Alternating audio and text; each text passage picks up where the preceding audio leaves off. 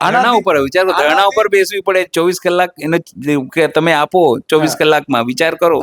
એ જો આ પૂછી શકતા હોય, કારણ કે એમણે તો કીધું પણ છે શંકરાચાર્ય કે ભાઈ અમારો અધિકાર અમારી પાસે, રાષ્ટ્રપતિ પણ નક્કી ના કરી શકે.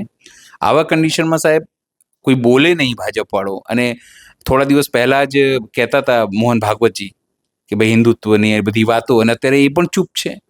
હું એ જ કહું છું ને પૂછવાનું કે શું નરેન્દ્ર મોદી થી કે યોગી આદિત્યનાથ થી એટલા લોકો ડરી ગયા છે કે જો એ શંકરાચાર્ય સામે અવાજ ઉઠાવે તોય કોઈ એ લોકોની પાર્ટીમાંથી બોલે નહીં.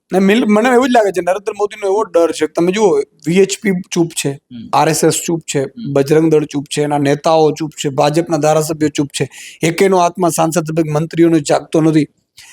જે લોકો પોતે શંકરાચાર્યને માટે પણ બે શબ્દ હિન્દુત્વના નામે હિન્દુત્વની વાત કરે છે, તો શંકરાચાર્ય તો હિન્દુ પીઠના આપણા પીઠાધીશ છે, એના ઉપર અત્યાચાર થાય છે, ઘસેડે છે, એને હટાવી દે છે, છતાંય કોઈ બોલી નથી શકતું. મને એવું લાગે છે કે રાક્ષસોએ કબજો કરી લીધો છે દેશ ઉપર.